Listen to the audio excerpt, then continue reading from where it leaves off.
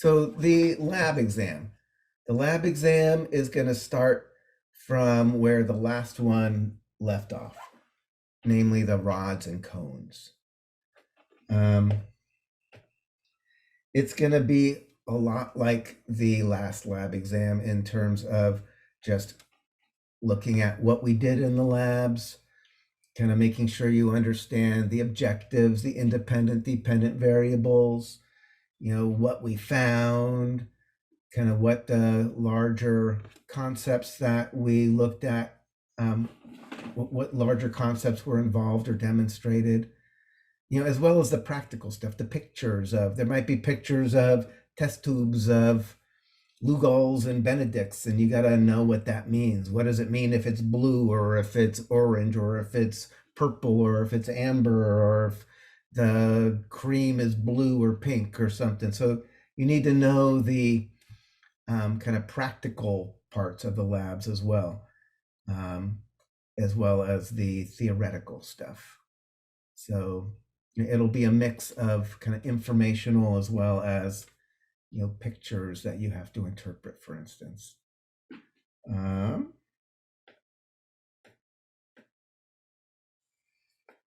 Started with the rods and cones lab.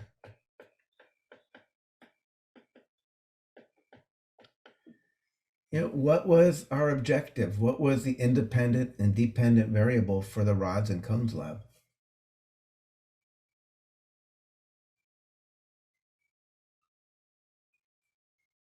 Kind of going back a couple months.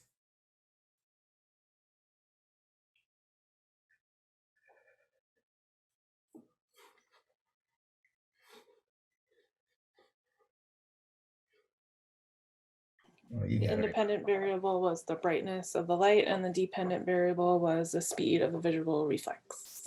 Exactly, right? The independent variable, we changed the brightness of the light. It was really dim, it was really up to really bright.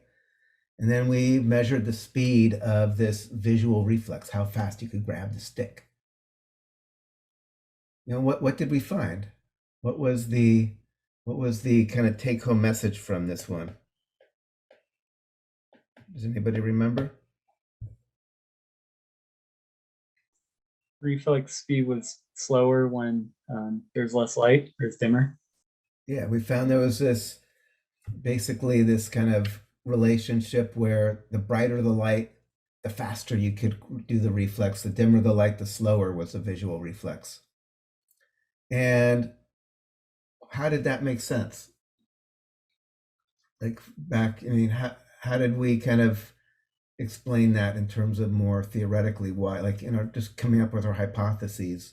Why would it make sense that your visual reflexes are faster when it's brighter, slower when it's dimmer? Because cones process in bright light and they process and respond more quickly. Yeah, exactly. Right. We had different kinds of receptors that are in the bright light versus a dim light, and they have different speeds of processing. So this was nice. It was very kind of, the hypotheses were kind of straightforward, and then the data was very supportive of the hypotheses. How did we make sure that, because people had to keep doing the same task again and again, how did we make sure that just getting better due to practice was not affecting our ability to interpret our results?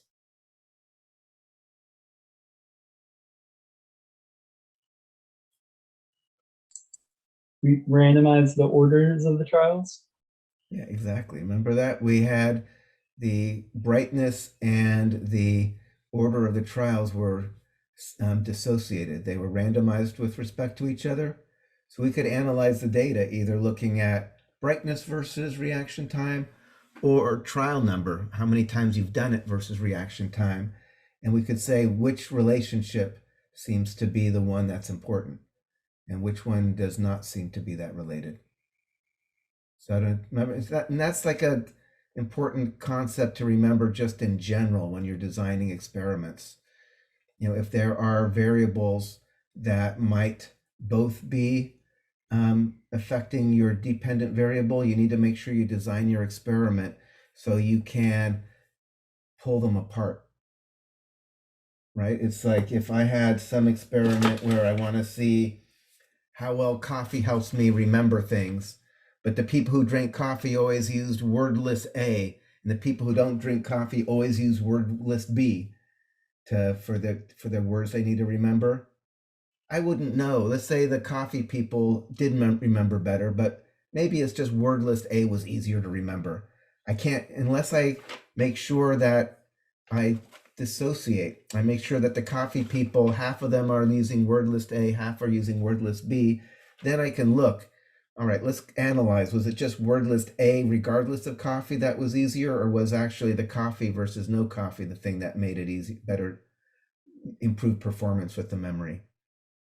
So in general, when you're designing experiments, being able to separate these variables from each other in the analysis is critical.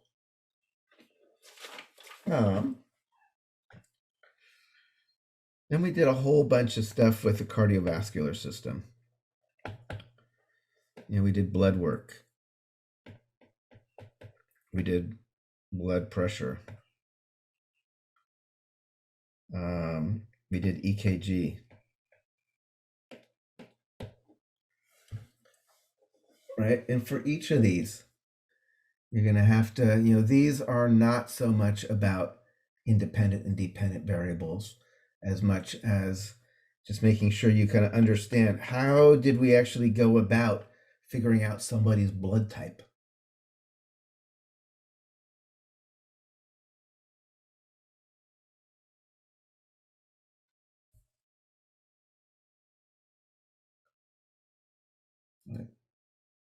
With the antibody tests? Yeah, exactly. And this is one of these things where if you actually did it, everybody would just know immediately because they'd been sticking your finger and bleeding onto glass slides and mixing things in. This is where doing it more online like this, I think it doesn't become as real. But we basically put blood on a slide. We use the anti-A, anti-B. What if you did this and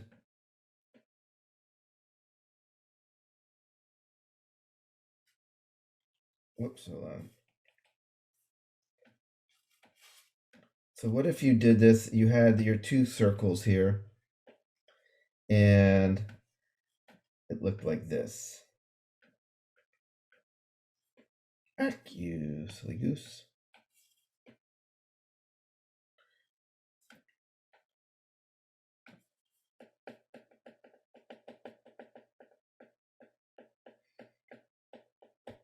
What if this was the picture I got from adding the anti-A and the anti-B onto my blood? What would that mean about my blood type? Wouldn't it be B? I would be type B, right? Because the A is not agglutinating. The A is just all kind of clearish.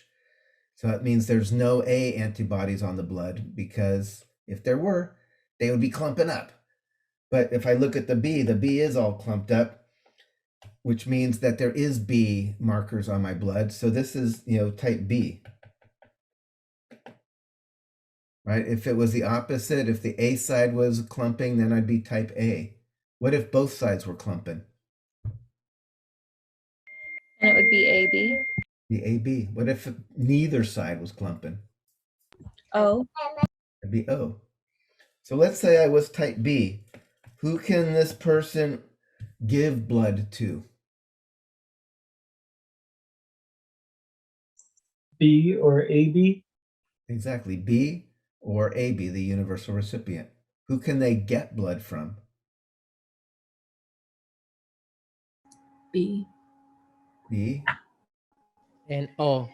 and O, universal donor.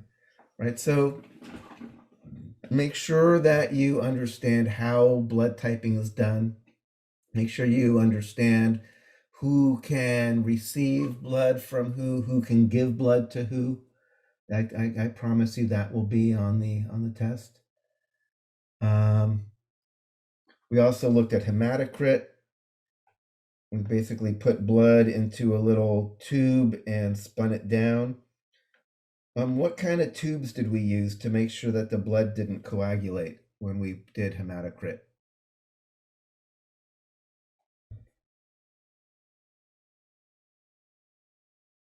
You remember that? Heparinized or Yeah, something like that. heparinized, the ones that had the heparin, that stuff that keeps the Heparin. blood from coagulating.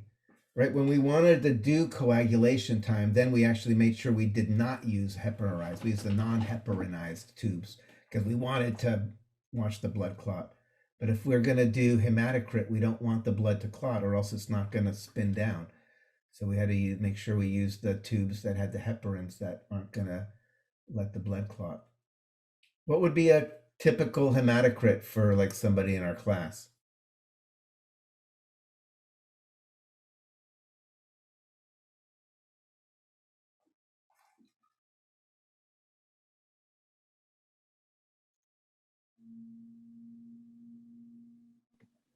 For females, like 42%. Yeah, so around 40 something percent is classic for, female tends to be a little lower, guys might be 45 to 50 or so, but around there. And again, just that ratio of cells to plasma. We looked at blood clotting. What kind of things affect, actually we should say, how fast did blood clot just on its own? Once it bled out of the body.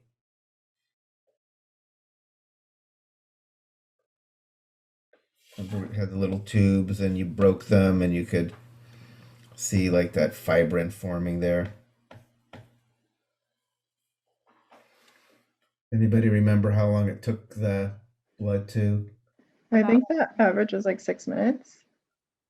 Yeah, or even a little less. But and then what about did anything that we saw in at least the data, obviously we didn't actually do ourselves, that affects blood clotting time?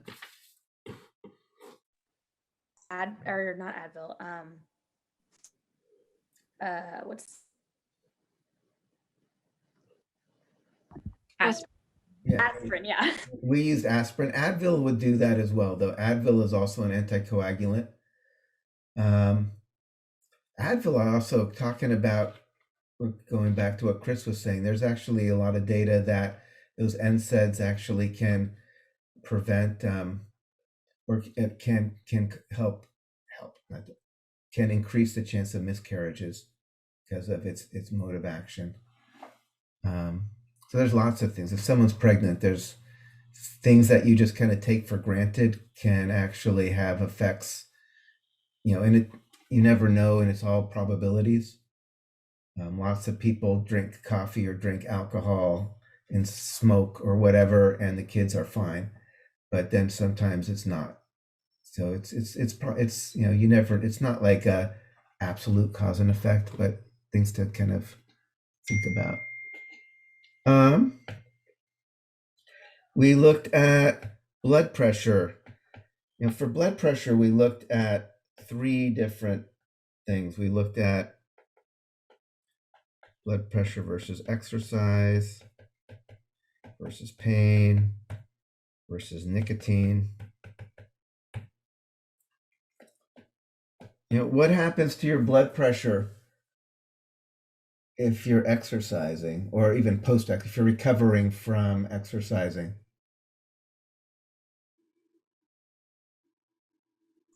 Increases. It increases, right? It's going to make sense. If you are exercising, either while you're exercising, in which case you've got to increase blood flow, or you're recovering from your oxygen debt from exercising, you also have to increase blood flow pretty dramatically. To increase flow, flow is, blood pressure.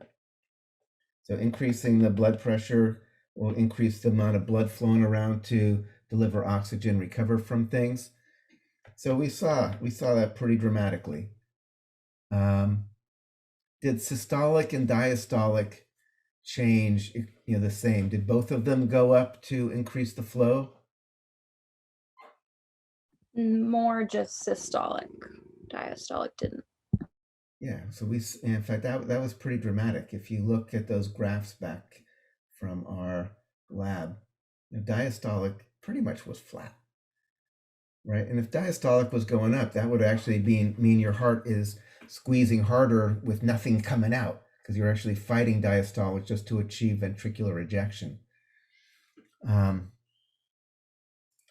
Pain. What happened to blood pressure and pulse when somebody had their hand in ice water?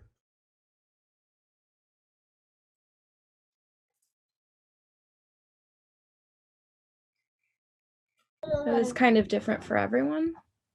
Yeah, I mean, in general, it went up, but for some people, it went up a little. Some people, it went up a lot. For some people, pulse actually slowed down. So there's a large range of variability. We talked about hyperreactors, hyporeactors.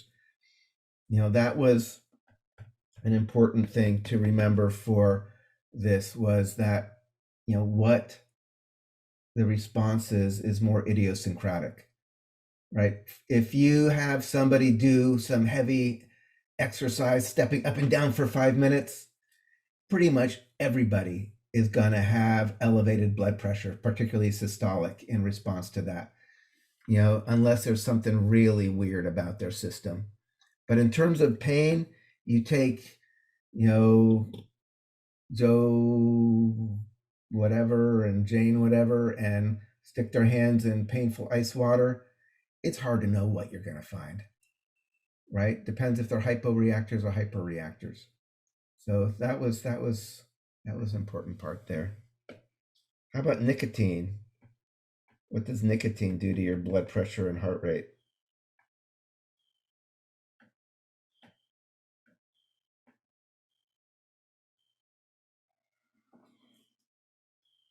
Constricts the blood vessels, so it increased the blood pressure.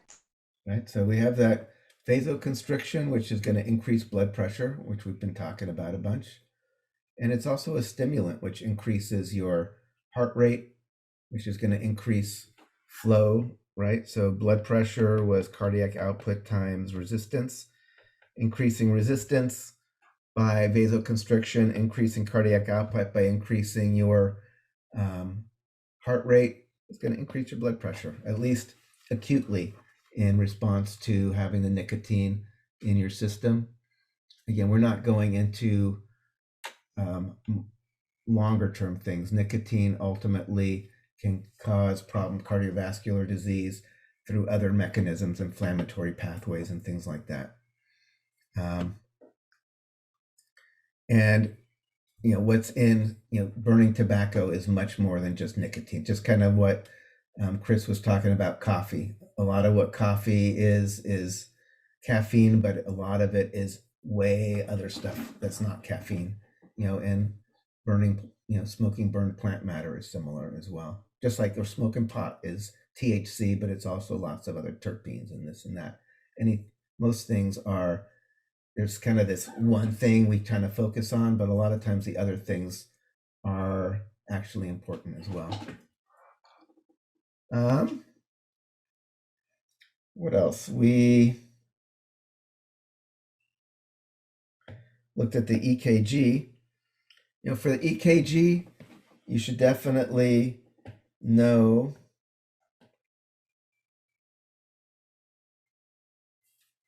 what's the first bump you see when you see an EKG? P wave. The P wave. And what is actually generating the P wave? The atrial contractions. So the atrial, and I would say probably atrial depolarizations. You're assuming they're contracting, but you don't actually even know for sure. There could be scar tissue or something. All you really know from looking at the EKG is that there's depolarization. There's electrical activity from across the muscle. So this is atrial depolarization. Then how about the QRS? What's happening here? Ventricular depolarization. Exactly. That's when the ventricles are depolarizing, right? And what is a typical kind of delay from the P to the R? 0.1 to 2 seconds. Yeah, we had that 0.1 to 0.2 seconds that we measured. right? To make sure that the atria could empty into the ventricles before the ventricles start squeezing and pushing back. And then finally, what's the last little bump here? Ventricular repolarization. Exactly, that's when the ventricles are repolarizing, the little T wave. So, yeah, definitely. Boom, boom, boom, boom, boom, boom. And remembering what we're looking at the electrical activity measured on the skin, right? And so what happened when Tina started smushing her arms all around and activating her arm muscles? What happened to the signal we were measuring here? It went all crazy because it was picking up on the muscle electricity. Yeah, exactly. The skeletal muscle sarcolemmas are totally depolarizing as part of excitation contraction of skeletal muscle. And if that's going to totally swamp any electrical activity that you might be measuring. This is still going on underneath, but there's so much other electrical activity you don't see it anymore because it's just, you know, submerged under all that other crazy activity from the skeletal muscle. What else? We looked at, you know, the pulse wave speed. How did we figure out the speed that a pulse wave could travel down your arteries?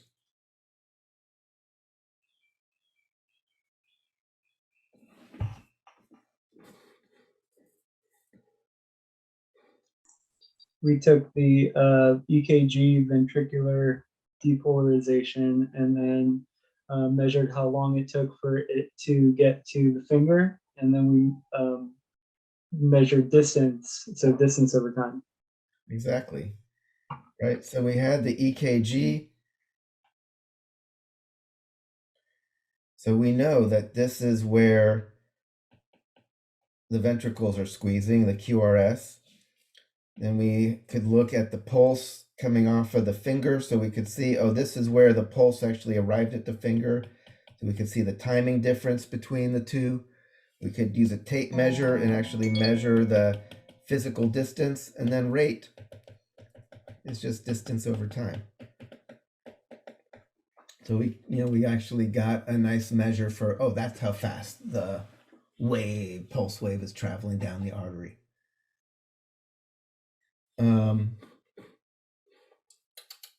Right, it's officially 12:30. I'm going to keep talking, and this is being recorded, so I will upload this. You know, if you have something you have to go to, obviously you should wink out. But I'm going to keep going and just kind of finish this. And again, this will all be uploaded. So if you can't be here this moment, it'll be on the module later this evening. So we have the different cardiovascular stuff, the blood work, the blood pressure, the EKG. What else did we look at? We did urinary system, urinalysis. Now you should definitely understand how to interpret a multi-sticks, right? You should understand that whole idea, that little color system of that little stick with the different colors, and then understand what would it mean if someone was high in ketones?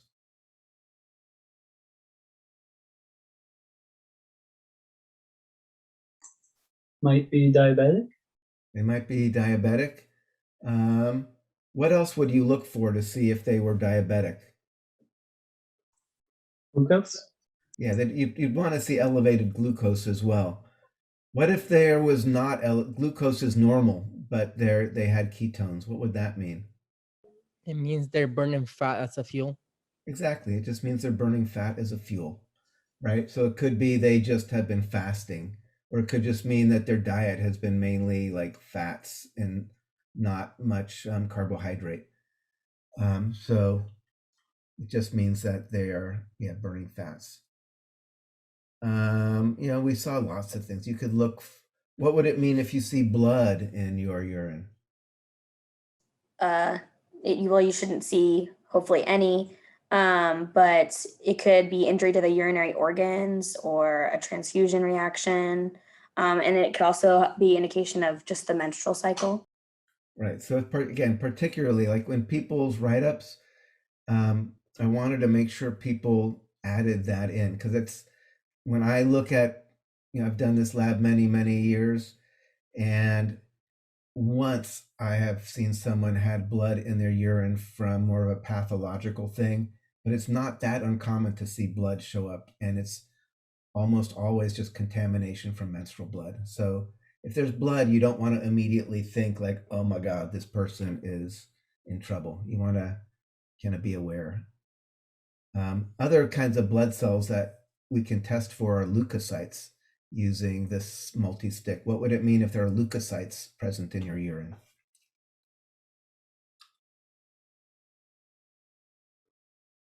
Could be inflammation or UTI or some type of infection. Yeah, it's more likely you've got a UTI, some kind of infection going on. What other marker usually is or is often present if you actually have a UTI?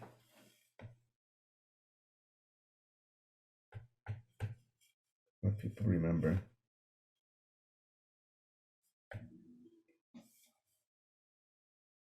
Nitrates? It was the nitrates, right? Those are these byproducts from the bacteria that are often responsible for the urinary tract infections.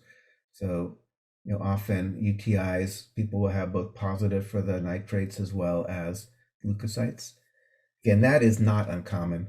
Definitely again, it's always kind of interesting when we do this lab for real.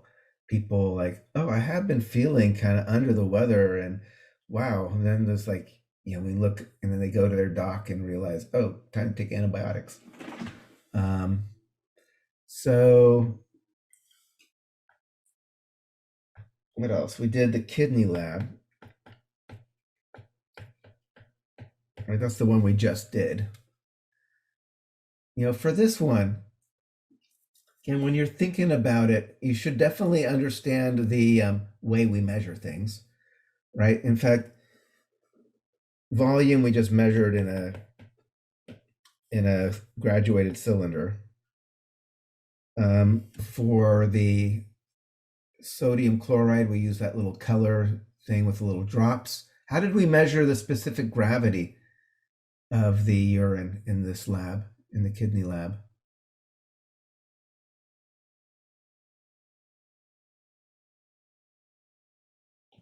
Didn't we drop like a weight into a little tube and see where how far it fell down or where the water or where the urine was? Right, remember it was that urinometer. You put urine in this little thing here, and then you put that little float in there. And depending on where the level of the float this thing has, actually this is not, I'm being spazzy on you here. This has a little marks here. And depending on the level that it floats to, you can just read off there and it tells you the specific gravity, right? If the urine is really salty, it's going to float up high. If the urine is more like water, this will sink deeper and you'll have more over here at the level of the urine. But that was the way to measure specific gravity, was this little urinometer, which was a little different, not a little, very different from what we saw in the multi-sticks. You should remember, or you should be able to think about the different groups. And when you think about what happened, again, don't worry about silly little details, but think about the big picture. Always think about like electrolyte balance. Think about water balance.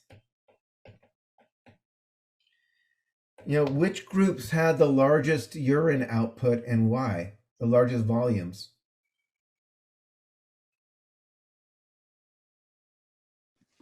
The group One. that drank pure water, plain water.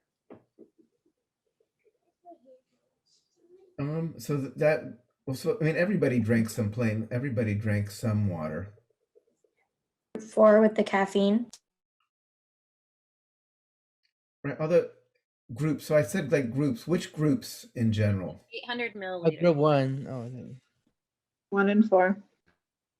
1 and 4, which are the ones that drank just water, no salt at all. But even group two also, I mean, if maybe I should just go back and let me see if I can, hold on, I'm going into my modules here. I just want to make sure people are thinking about here. La la la la.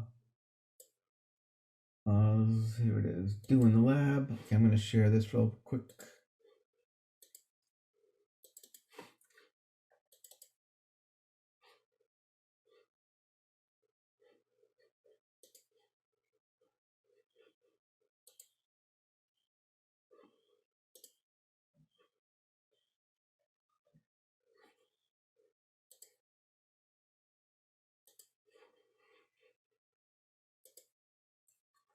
Right. I mean, groups 1, 2, and 4 all had pretty large volumes. If you are just kind of, roughly rounding, they're all huge, and group 3 was really small, right? You can get into the subtleties and subtle differences, but in the big picture, what's going on here? Why does this picture make sense given what people took to start the experiment?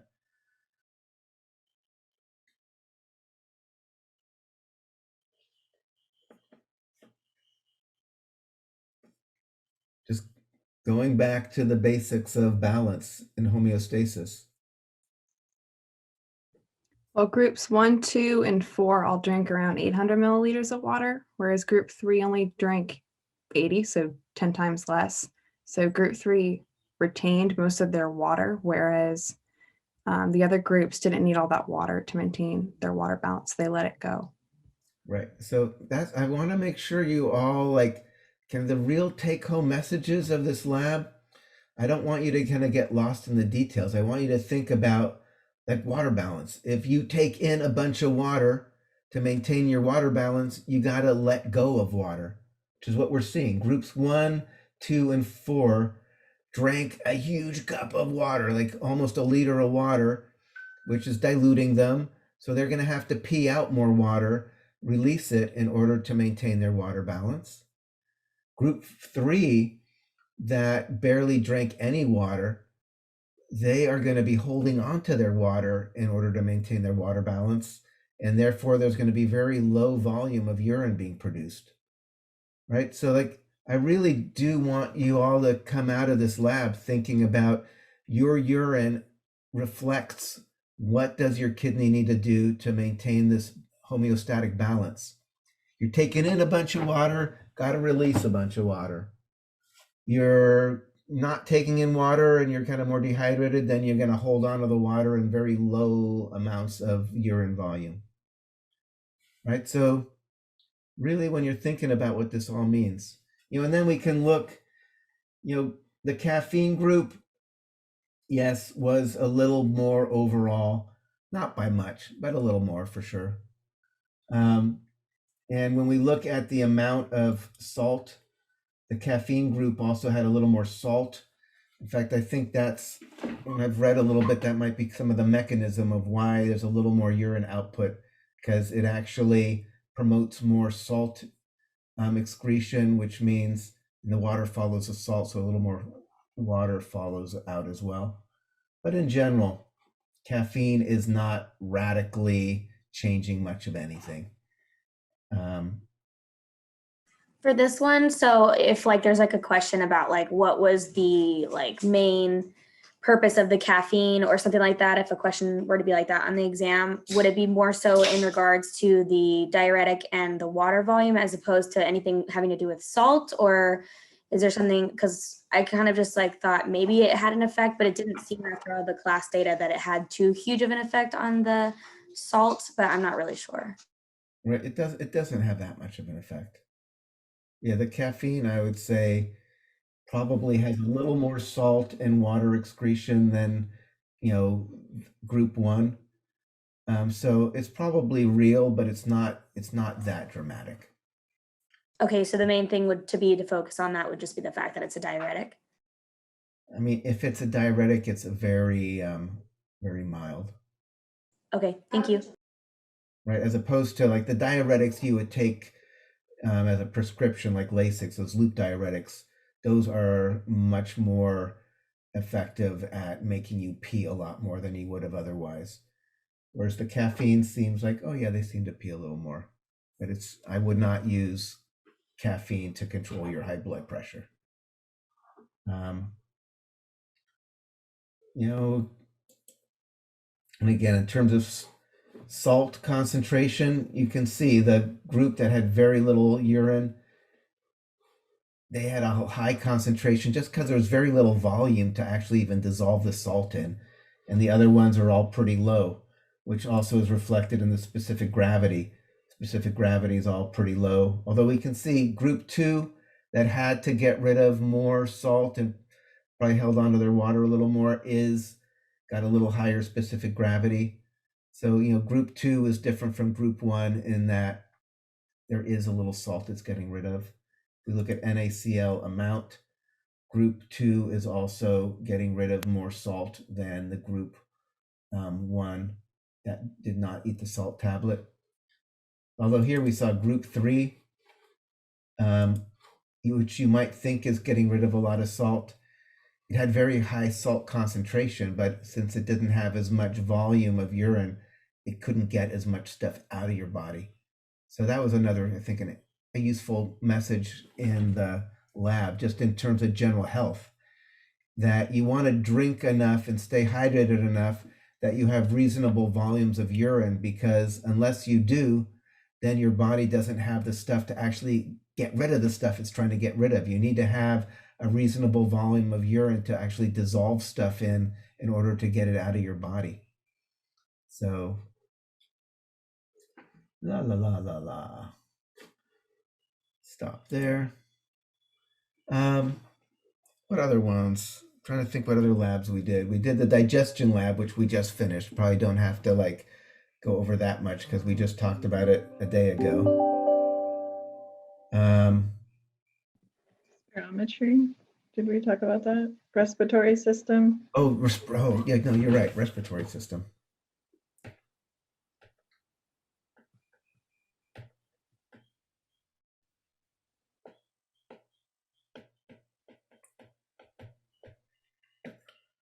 So we did two things here. One was that exploring the respiratory system.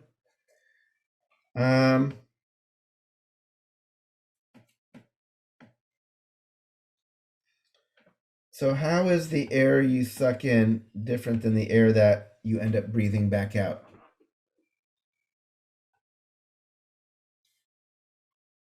It's warmer and there's more water. It's warmer and it's moisture, which we said was important to keep, kind of notice, because that's going to affect your water balance. Every time you breathe, you're losing water. You're losing heat energy. It also showed that there was more carbon dioxide, which again is, you're not surprised, but you're seeing, oh yeah, I'm breathing out more carbon dioxide than I breathed in. And also that's also showing you this idea of CO2 leaving when you ventilate, which is going to play into the last part of this, where we looked at the breath holding. Which condition would allow you to hold your breath the longest? If you really wanted to hold your breath a long time, what would you do before actually holding? Hyperventilate. You'd hyperventilate. Breathe in and out really deeply, rapidly, a number of times. And why would that help you hold your breath longer?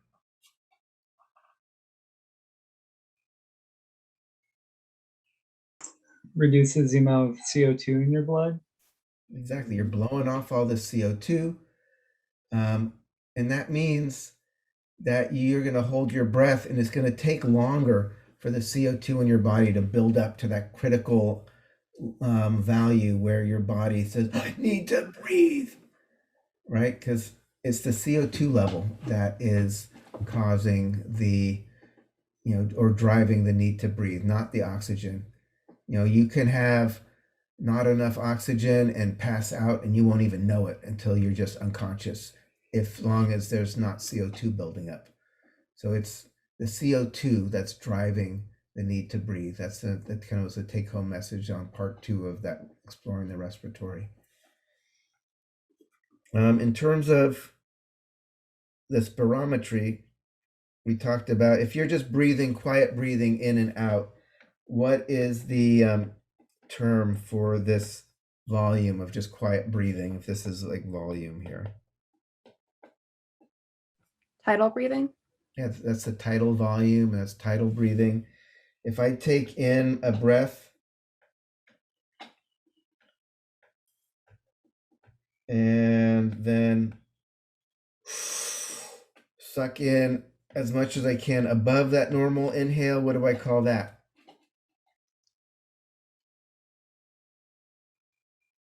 Inspiratory reserve volume. That's that inspiratory reserve volume. We had the expiratory reserve volume, which was the amount you could breathe out beyond a normal exhale. This was the V sub T here.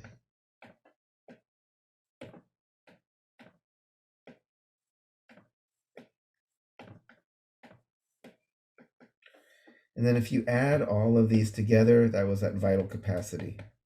It was just ERV plus tidal volume, or I should say V sub T plus expiratory reserve.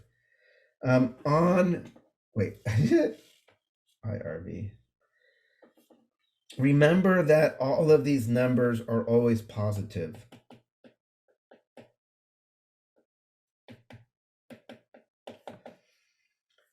Whether or not you're blowing out or breathing in, the values are always absolute values. And when you calculate the vital capacity, the total exchangeable air, make sure that you use positive numbers, right?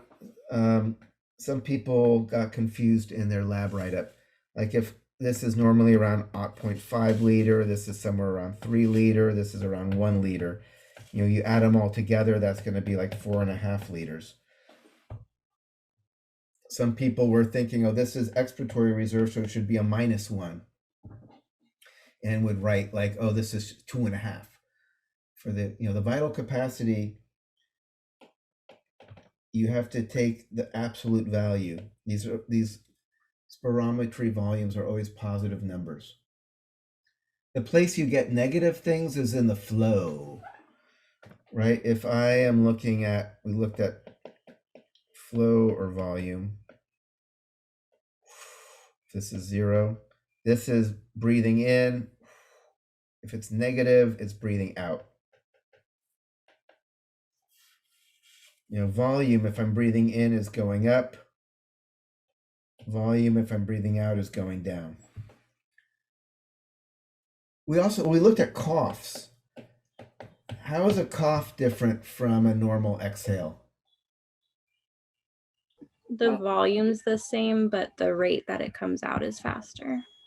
Yeah, so we saw a cough. You have a much more negative, much higher magnitude negative outflow.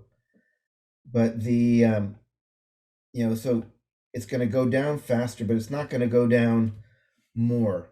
Like the actual amount of volume exhaled during the cough is just the same as a normal tidal breath.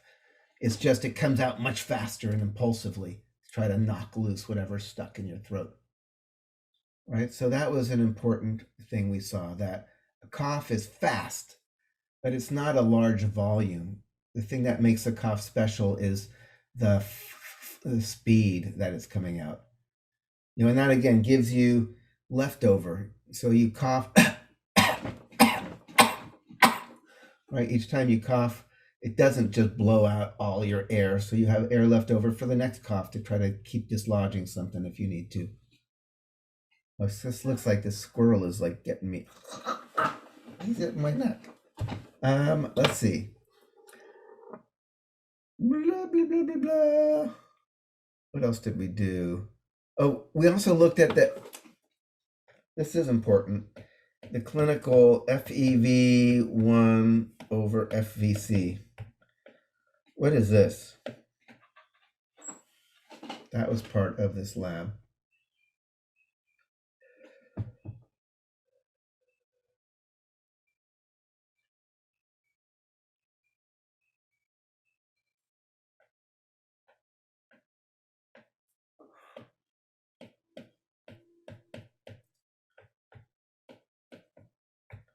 What is FVC? Forced vital capacity. Exactly, forced vital capacity. So this is like just doing a vital capacity.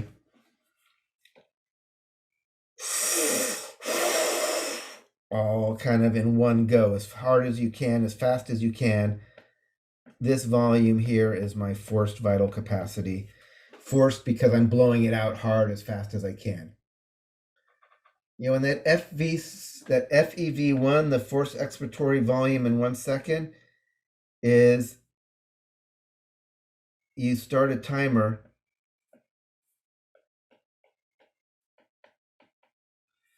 and how much did they get out in 1 second?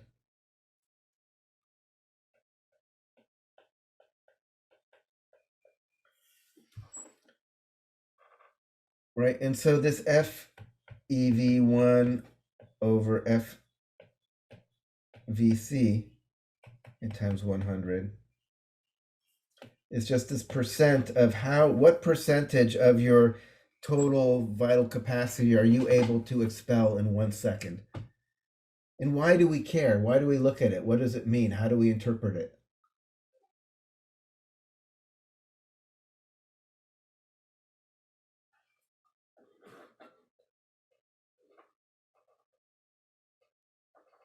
If it's low, then it could mean some pulmonary disease like asthma, COPD. Yeah, so things that are restrictive, things that impair the flow through the respiratory passageways tend to make it hard to get the air out. So what would be a value that you'd worry about?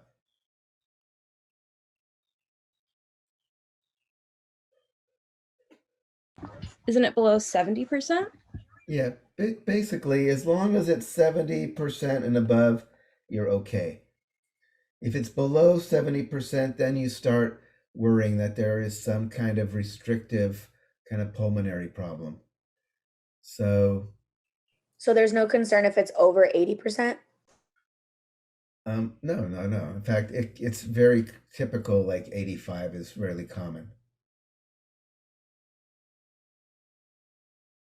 So yeah, no, where you worry is if it's low. If you're having trouble, actually, you generate as much force as you can, but not that much air is moving out in 1 second, which means that there's a lot of resistance.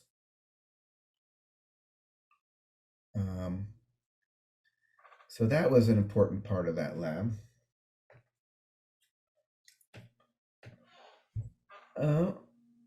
What else? I think that covers it. Are there any other labs that you remember or have questions about?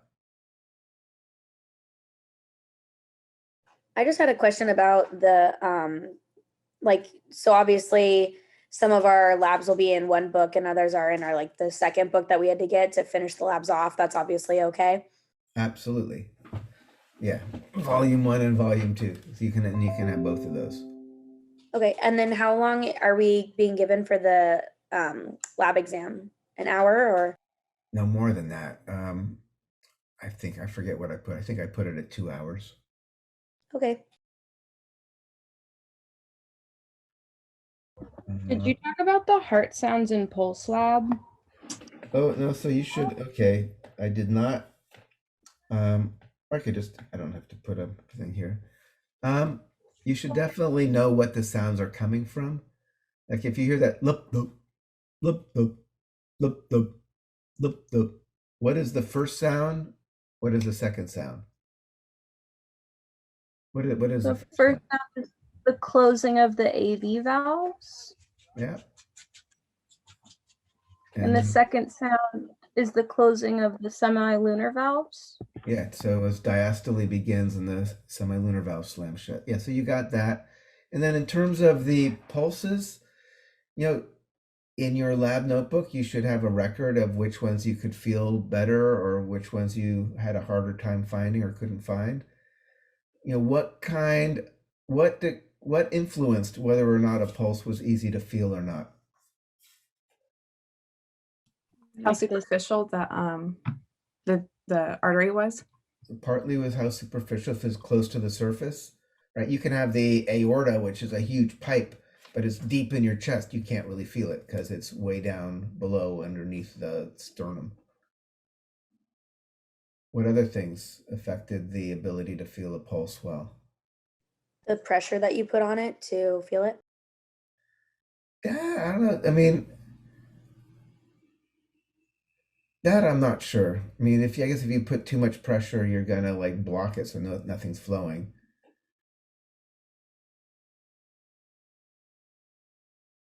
What else is under it? Like a Yeah. bone, something? If there's a bone, if there's something under it to kind of pin it against, right? If I have something that's pulsing, but it can just run away from my finger, I can't really feel it, even though it's pulsing.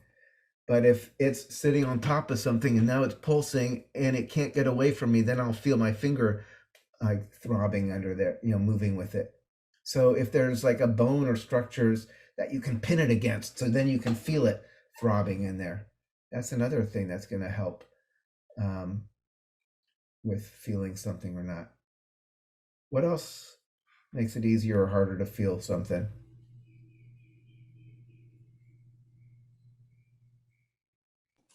Well, Maybe you how sort of- thick it is, Say it again. the diameter. Yeah, just how big it is. Like if you have a really big artery near the surface with something underneath to pin it against, that's going to be the kind of the best. That's like the situation you got like with the radial artery. It's big, superficial, and has the radius right under there. And that one is just so easy to find and feel and count and all that. Right. So just things like that. And again, in our lab, we just kind of did this very briefly, but in the real world, people use these all the time to kind of assess, make sure there's adequate blood flow into different limbs and things like that. So as you continue with your training, you'll probably revisit this stuff and like make sure you can feel a dorsal pedis artery, consistently and determine whether it feels right or not. But a lot of the stuff in this class is just to kind of introduce you to basic things or give you some grounding. So when you come up again and see them in a more clinical context, you'll have a nice feel for them.